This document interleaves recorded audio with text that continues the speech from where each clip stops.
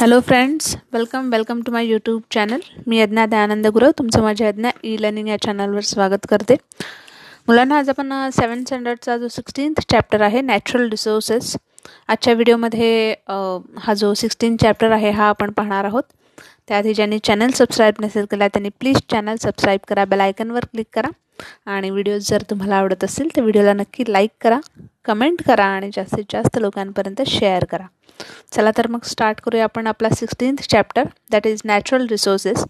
Natural resources म्हणजेच काय तर नैसर्गिक साधन संपत्ती जी आहे, पाणी, हवा, दगड, वनस्पती, ठीक आहे, माती, हे सगळे आपले नॅचरल रिसोर्सेस आहेत. हे सगळे आपले नैसर्गिक साधन संपत्ती आहे जी आपल्याला निसर्गाने दिलेली आहे, ती मानव निर्मित नाही. ओके, स्टार्ट करूया. Let's recall what is meant by natural resources. Natural resources म्हणजे काय. Then second, give some examples of natural resources. या नॅचरल रिसोर्सेसचे, या नैसर्गिक साधन संपत्तीचे काही उदाहरणं द्या. We get many substances from nature. आपल्याला निसर्गातून अनेक पदार्थ जे आहेत ते मिळालेले आहेत. They satisfy a variety of our daily needs. आणि आपल्या नेहमीच्या ज्या गरजा आहेत त्या वस्तूंनी भागवलेल्या आहेत. Soil, stone, minerals, air, water, plants and animals on the earth are all various kinds of natural resources. माती किंवा दगड, खनिजे आहेत, एअर म्हणजे हवा, पाणी, झाडं आहेत, आपली वनस्पती, ॲनिमल्स आहेत. तर हे सगळं काय आहे, हे सगळे विविध प्रकार आहेत नैसर्गिक साधन संपत्तीचे. Let's recall what is mean by lithosphere. आता लिथॉस्फिअर म्हणजे काय. 5th स्टँडर्डमध्ये आपण लिथॉस्फिअर, हायड्रॉस्फिअर, ओके, हे लेयर जे आहेत ते आपण पाहिले होते वातावरणातले. ओके, सो आता लिथॉस्फिअर म्हणजे काय ते आपण पुन्हा रिकॉल करणार आहोत. Natural resources in the earth crust म्हणजेच पृथ्वीवर जे पृथ्वीचं भूकवच जे आहे, अर्थ क्रस्ट म्हणजे पृथ्वीचं जे कवच आहे, ओके, ते काय आहे, ते नॅचरल रिसोर्स, साधन संपत्ती आहे. Okay, the earth lithosphere is made up of land and the hard crust beneath it. The lithosphere is not homogeneous but is made up of many types of rocks. Resources in the earth crust include minerals, ores, mineral oil and other fuels, rocks, water elements, etc. पृथ्वीवर लिथॉस्फिअर म्हणजेच काय तर land, जमीन. Okay, तर ही जी जमीन आहे ती हे असेच हार्ड क्रस्ट जे आहेत त्यांनी बनलेली आहे, राईट. रॉक्स आहेत, दगड आहेत, त्यांनी तयार झालेली आहे, बरोबर. आणि ह्याच जमिनीत आपल्याला, ह्या जमिनीतून आपल्याला काय काय मिळतं तर खनिजे मिळतात, खनिज तेल मिळतं, इंधने मिळतात, दगड, खडक जे आहे ते मिळतं, पाणी मिळतं. ओके, आणि अशा पद्धतीचे विविध जे एलिमेंट्स आहेत, विविध अशा बऱ्याच गोष्टी ज्या आहेत त्या या आपल्याला जमिनीतून मिळतात. ओके, या बाजूला बघा काय दिलंय. Metals are obtained from their ore by extraction and purification. Impurities of sand and soil in and ore are called गँग. ओके, आता गँग म्हणजे काय तर मातीतली जी अशुद्ध जे असतं, अशुद्धपणा जो असतो त्याला गँग असं म्हटलेलं आहे. ओके, म्हणजेच धातू मिळवण्यासाठी जे काही आपण मातीचं शुद्धीकरण जे होतं किंवा वाळू जी आहे त्या वाळूतून सुद्धा जे धातू आहे ते मिळवले जातात.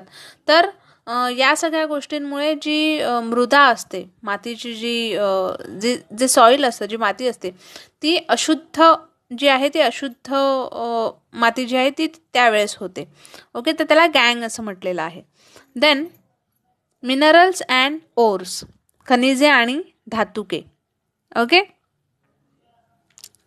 Minerals wealth has an important place among natural resources. नैसर्गिक साधन संपत्तीतला खनिज जे आहे ते खूप महत्त्वाचं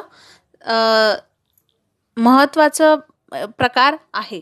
okay, minerals are formed by various processes taking place in the environment.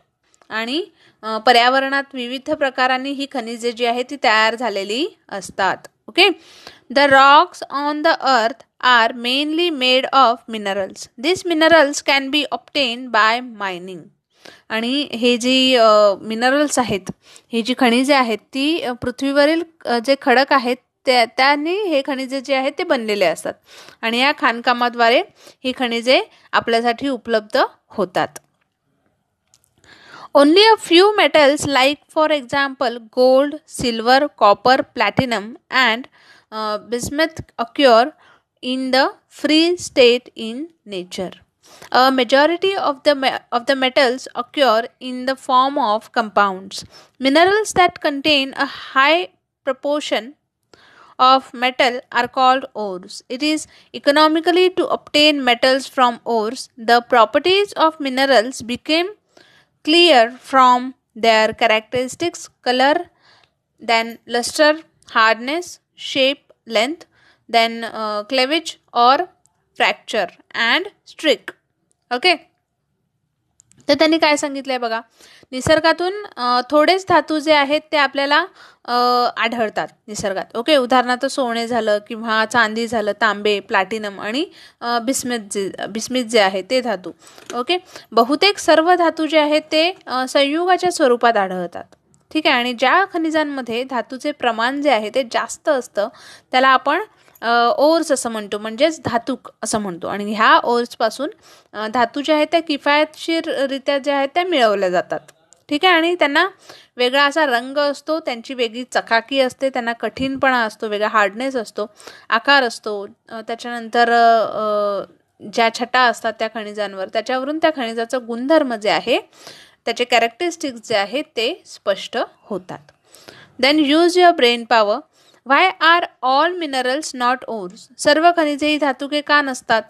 किंवा what is mean by metal mineral and non metal mineral. किंवा धातू खनिज आणि अधातू खनिज म्हणजे काय तर आपण बघणार आहोत पुढे. खाली बघा आपल्याला मायनिंगचा इमेज दिलाय. मायनिंग म्हणजेच खाणकाम करतानाचा जो इमेज आहे तो आपल्याला इथे खाली दिलेला आहे त्यांनी. Okay. Move to next. How are minerals form. खनिजे कशी तयार होतात. ठीक आहे.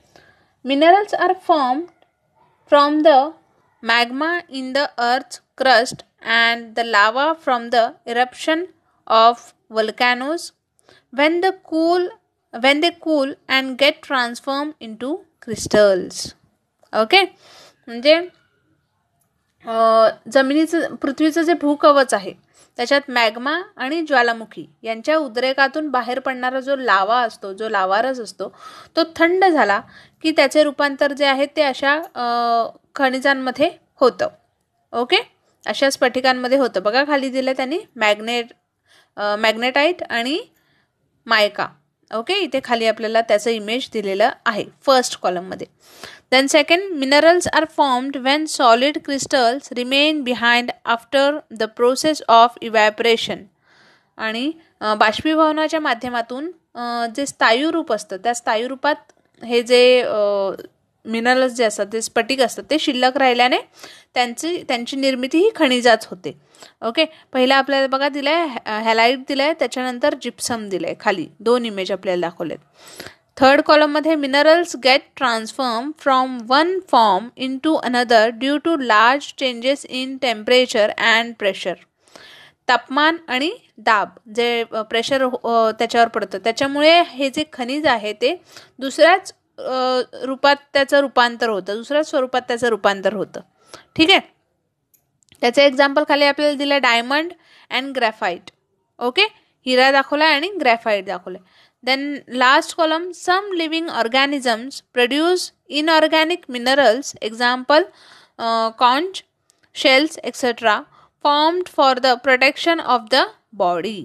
आणि काही जे लिव्हिंग ऑर्गॅनिझम्स आहेत, काही जे सजीव आहेत ते सजीवसुद्धा या खनिजांची निर्मिती जी आहे ती करतात. उदाहरणार्थ काय, शंख शिंपले जे आहेत ते, बरोबर, किंवा माशांची हाडंसुद्धा आपण म्हणू शकतो. तर हे सगळे काय आहे, हे सुद्धा खनिजांची निर्मिती जी आहे ते करतात. आपल्याला माहिती असेल मोती जो आहे तो मोती ह्यात शेलमधून आपल्याला मिळतो.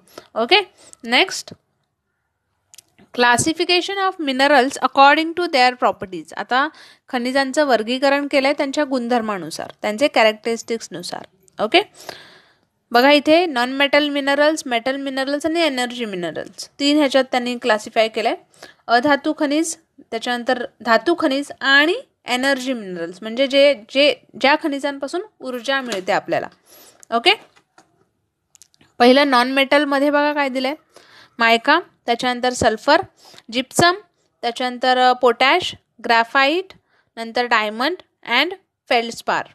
ओके, त्याच्यानंतर मेटल मिनरल्समध्ये बघा काय काय दिलं आहे, आयर्न, गोल्ड, सिल्वर, टीन, त्याच्यानंतर बॉक्साईट, मॅग्नेशियम, त्याच्यानंतर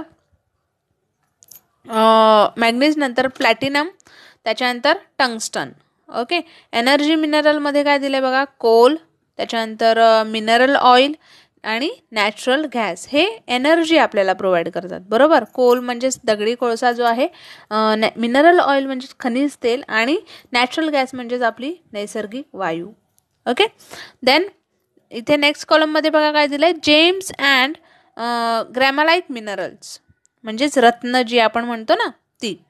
सम important minerals like diamond, ruby, त्याच्यानंतर सॅफायर, एमरलॅट, नंतर jade, zircon are used as gems. Gems are in great demand. आणि ही जी आहेत ही काय आहेत, ही रत्न आहेत. ठीक आहे, ती सुद्धा खनिजाच्या स्वरूपात आपल्याला सापडतात. हिरा आहे, माणिक आहे किंवा पाचू आपण म्हणतो, त्याच्यानंतर जेड, झिरकॉन, नीलमणी आपण म्हणतो. तर हे सगळे काय आहेत, ही रत्ने आहेत. ठीक आहे, यांची सुद्धा डिमांड खूप आहे. Then do you know deposits of common salt are also found in the earth. This salt is called rock salt. It is used in food and in some medicines.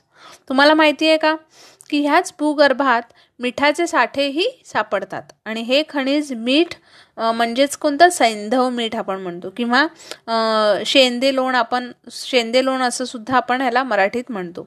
या नावाने जेवणात आपण ह्या सगळ्या गोष्टी ज्या आहेत त्या हे जे मीठ आहे ते वापरलं जातं किंवा यांचा औषध जो आहे, औषधांमध्ये सुद्धा औषध म्हणूनही हे मीठ आपण वापरू शकतो. Then national institution. Okay, the Indian school of mines Dhanbad was founded in 1926 to impart education in mining. This institute has now been converted into an Indian Institute of Technology. Indian school of mine हे धनबाद येथे आहे. 1926 साली खाणकाम शिक्षणाच्या संदर्भात याची स्थापना जी आहे ती झाली होती आणि आता इंडियन इन्स्टिट्यूट ऑफ टेक्नॉलॉजी म्हणून त्याची ओळख आहे, म्हणून ते कार्यरत आहे. Then my friend, the internet हा माझा मित्र. Okay, picture of various minerals. आता तुम्ही इथे आपल्याला वेबसाईट दिले www.rocksandmineralsforyou.com/mineral अशी वेबसाईट दिले. ह्या URLवर हा जो URL आहे तो तुम्ही गुगलला जर टाकलं तर तुम्हाला तिथे विविध खनिजांची चित्रे जी आहेत ती पाहता येतील. Okay, obtain videos related to mining from YouTube and present them in the class. या YouTube ॲप्लिकेशनमधून तुम्ही वेगवेगळ्या खनिजांचे जे व्हिडिओ आहेत ते सुद्धा सर्च करू शकता आणि ते व्हिडिओ मिळवा आणि वर्गात तुमच्या सादर करा असं त्यांनी सांगितलेलं आहे.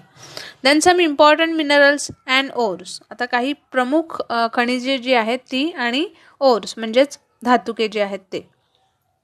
बघा पहिलं काय दिलंय, आयर्न ओर म्हणजेच लोह खनिज. Okay, iron occurring in the impure state is called iron ore. Iron ore is used to make a variety of articles from pins to heavy machinery. For example, farming implements, rails of railway track, etc. The four main ores of iron are magnetite, then hematite, limonite and siderite. Okay. आता लोह खनिज जे आहे ते अशुद्ध स्वरूपात सापडणाऱ्या लोखंडाला आपण काय म्हणतो, लोह खनिज म्हणतो. ठीक आहे, जे अशुद्ध लोखंड असतं त्याला. आणि टाचणीपासून जे अवजड उद्योगधंद्यापर्यंत विविध साहित्य निर्मितींमध्ये लोखंड जे आहे, आयर्न जे आहे, त्याचा वापर केला जातो. उदाहरणार्थ त्यांनी दिले रेल ऑफ रेल्वे, रेल्वेचे रूळ, त्याच्यानंतर शेतीची जी अवजारे आहेत ती, आणि मॅग्नेटाईट, त्याच्यानंतर हॅमेटाईट, लिमोनाईट आणि सिरेटाईट, ही 4 मेन लोह खनिजे जी आहेत ती अस्तित्वात आहेत. त्याच्यानंतर बघा manganese. Okay, second one is manganese. Manganese occurs in the form of its carbonate, okay, silicate, oxide. Compounds of manganese are used in the preparation of medicines and for giving a pink tinge to glass. Manganese is also used in electrical appliances. Manganese जे आहे, manganese ची जी खनिजे आहेत ते carbonate, silicate आणि oxide या स्वरूपात आढळतात. आणि मॅग्नीजच्या संयुगांचा वापर जो आहे तो औषधे तयार करण्यासाठी तसेच काचेला गुलाबी असा रंग देण्यासाठी सुद्धा केला जातो. आणि त्याचप्रमाणे जे इलेक्ट्रिक अप्लायन्सेस म्हणजेच विद्युत उपकरणं जी आहेत त्याच्यामध्ये सुद्धा मॅग्नीज हे वापरले जाते. त्याच्यानंतर थर्ड बघा काय दिलं आहे, bauxite. Okay, now bauxite is the most important ore of aluminium. Bauxite जे आहे ते ॲल्युमिनियमचं प्रमुख असं धातूक आहे. ओके, इट कंटेन्स 55% ॲल्युमिनियम, त्याच्यात 55% ॲल्युमिनियम असतं. Bauxite consist mainly of aluminium oxide. Aluminium is a very good conductor of electricity and heat. Aluminium जे आहे ते विद्युत वाहक आणि उष्णता वाहक आहे. Okay, its density is low. त्याची डेन्सिटी जी आहे, त्याची घनता जी आहे ती कमी आहे. Therefore it is used mainly in aeroplanes, transport vehicles and to make electric wire. आणि त्याच्यामुळे विमानं, वाहतुकीची साधने आहेत किंवा विद्युत तारा जी आहेत त्याच्यामध्ये त्यांचा प्रामुख्याने वापर केला जातो. Okay, fourth one is copper. Copper is found in the impure state in the vicinity of iron and other minerals. Copper is a very good conductor of electricity. Therefore, it is used to make electric wires as well as in radios, telephones, vehicles and for making kitchen utensil and statues. Copper म्हणजेच काय तर तांब. Okay, so तांब हे काय आहे, तांब हे लोह आणि इतर खनिजांच्या सानिध्यातून अशुद्ध स्वरूपात जे सापडतं ते तांब. ठीक आहे, तांब हे खूप लवकर विद्युत वाहक आहे, म्हणजे खूप लवकर त्याच्यातून खूप जलद गतीने अगदी वीज जी आहे ती ते वाहून नेण्याचं काम हे तांब करतं. ठीक आहे, त्यामुळे विजेच्या तारा, रेडिओ किंवा टेलिफोन आणि वाहने तसेच भांडी व मूर्ती यांच्या हे बनवण्यासाठी मोस्टली तांब्याचा वापर जो आहे तो केला जातो. Okay, then fifth one is mica. Then mica is a abrak. Okay, abrak mica is a bad conductor of electricity. विद्युत रोधक आहे ते. ठीक आहे, विद्युत वाहक नाही आहे, त्याच्यातून वीज जी आहे ती वाहून नेण्याचं काम जे आहे ते करू शकत नाही. Its value depends on the thickness of its layers. Mica has many uses such as in ayurvedic medicines, dyes, then electric machines and equipment, wireless communication equipment etcetera. Mica जे आहे हे अभ्रक आहे. ठीक आहे, अभ्रक हे विद्युतरोधक आहे, त्याच्यातून वीज जी आहे, इलेक्ट्रिसिटी जी आहे ती सप्लाय होऊ शकत नाही. आणि त्याच्या थरांच्या जाडीवर जी जाड जी त्याचा थर असतो त्याच्यावर त्याची किंमत जी आहे ती ठरते. औषधं, रंग किंवा इतर जी उपकरणे आहेत, ठीक आहे, किंवा आपला वायरलेस कम्युनिकेशन इक्विपमेंट म्हणजेच आपला मोबाईल, ठीक आहे, तर अशा ठिकाणी या मायकाचा जो यूज आहे तो करण्यात येतो. ओके, नंतर बघा बाजूला काय सांगितलं आपल्याला, find out how did the various ages of the prehistoric period get their names on the basis of the use of metals. म्हणजे इतिहासाच्या पूर्वीच्या काळात धातू खनिजांचा वापर केल्यामुळे विविध जे युग आहे त्या युगांना विविध नावे जी आहेत ती कशी प्राप्त झाली आहेत हे आपल्याला सांगायचं आहे, ह्याची आपल्याला माहिती मिळवायची आहे. ओके, देन नेक्स्ट फ्युअल म्हणजेच इंधन. Okay, what is mean by fuel. इंधन म्हणजे काय. Then second one, which natural resources do we use as fuel. कोणकोणत्या नैसर्गिक साधनांचा वापर आपण इंधन म्हणून करतो, जसं पेट्रोल आहे, डिझेल आहे. ठीक आहे, हे सगळे फ्युअल आहेत. Okay. Then various substances are used in day to day life for generating energy. ऊर्जेची निर्मिती करण्यासाठी आपल्या डे टू डे लाईफमध्ये अशा बरेच पदार्थ जे आहेत त्यांचा वापर केला जातो. दिस सबस्टान्सेस आर कॉल्ड फ्युअल. आणि त्याच पदार्थांना, त्याच वस्तूला आपण इंधन असं म्हणतो, जी ऊर्जा निर्मिती करते. ओके.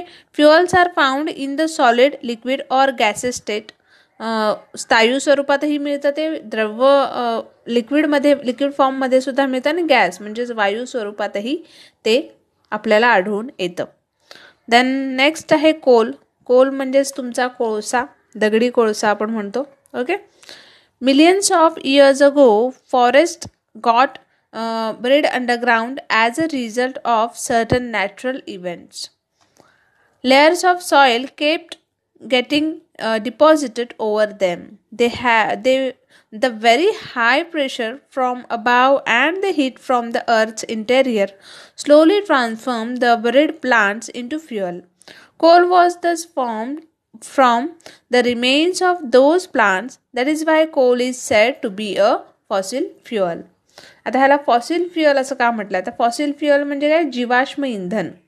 ठीक आहे, तर याला फॉसिल फ्युअल असं का म्हटलेलं आहे आपण बघूया. लाखो वर्षापूर्वी नैसर्गिक काही गोष्टी घडल्यामुळे जंगले जी आहेत ती जमिनीत गाळली गेली.